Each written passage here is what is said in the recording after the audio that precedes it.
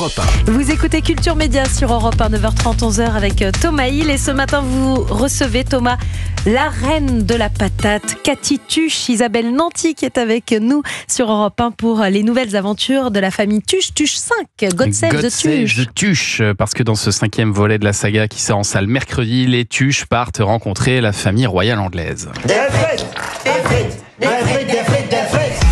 Papa, le roi t'invite avec toute la famille dans son château en Angleterre. Dad, en Angleterre, on roule à gauche. Moi, je suis français, je roule à droite.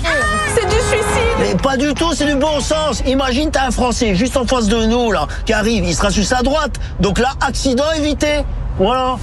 Faut qu'on se mette à la culture anglaise C'est ça, Big Ben. avant le week-end chez les Windsor. Un petit coucou à ma commu. Coucou. Fuck you. Voilà. Tuche Family, nous allons apprendre les arts de la table. Commençons par les couverts. On utilise d'abord ceux qui sont le plus à l'extérieur. À l'extérieur de l'assiette, pas de la maison. Ah ouais, je vous disais aussi, va manger ton décès quand ta cuillère est dans le jardin. Ah. Voilà, les Tuches qui vont à Londres parce que le petit-fils de Jeff et Cathy intègre un stage de foot pour jeunes talents. Et alors, ce qui est important dans ce volet, c'est qu'avant, Cathy elle suivait son mari, Jeff, dans ses envies, dans ses délires. Et là, c'est Cathy qui mène la barque. On est sur un volet un petit peu plus féministe, presque. Oui, c'est vrai. Elle est par imprégnation, elle est devenue un peu plus maîtresse d'elle-même. Ouais. C'est elle qui dirige la famille, là. Ouais.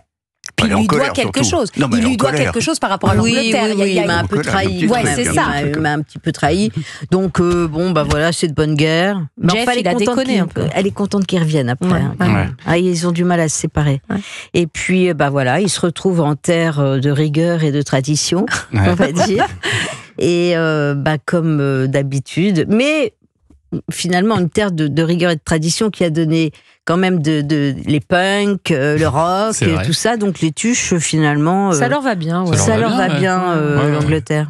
Et alors, après Jeff Tuche, il a encore quelques petits délires très personnels. Là, il a fait construire un nouveau stade de foot pour le village de Bouzol, avec 80 000 et une place. Voilà.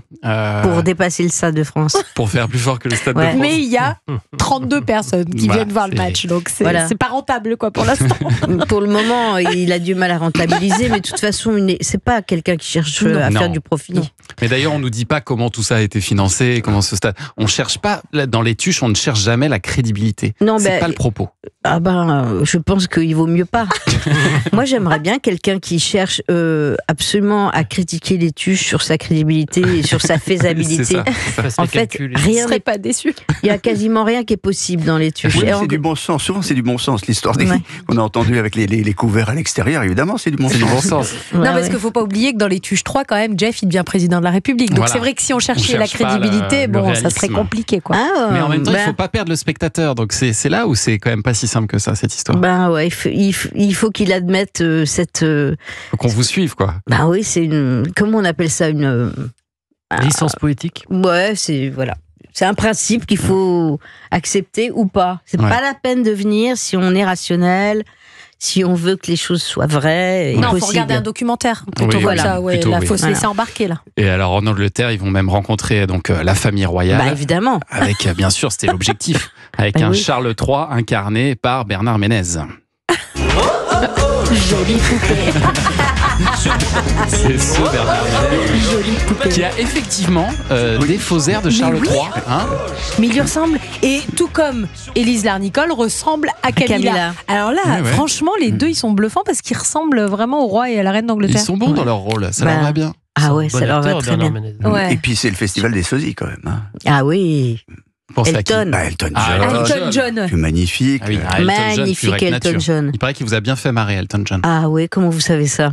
J'ai mes infos. Parce que en fait, le faux Elton John, donc ne nous leurrons pas, enfin, cessez de rêver. C'est le faux Elton John avait appris ses répliques, mais dans le désordre. Enfin, il avait même appris les mots de la phrase dans le désordre. Ah oui, c'est compliqué. Oui. Ça a donné un truc. Mais c'est un anglais ou un français, le faux Elton? C'est un anglais. Ah, c'est un anglais. C'est officiel. Le sosie officiel. Oui. Ah oui. Il y a le faux Poutine, il y a le faux. Enfin, vous savez, il y a tous les sosies Poutine, il y a tous les sosies Trump. Bien sûr. Eh ben, pas mal de sosies Elton John, D'accord. mais lui, c'est officiel. Mais il est bon, hein, il est esthétiquement, franchement, il est c'est bluffant, on a l'impression qu'il y a Elton John. C'est la première fois que Jean-Paul Rouve réalise un volet des Tuches. Oui. Qu'est-ce que ça a changé pour vous, Isabelle Nanty? Est-ce que vous avez senti une patte un peu différente, un peu Robin des Bois, Oui, c'est vrai. un peu plus loufoque?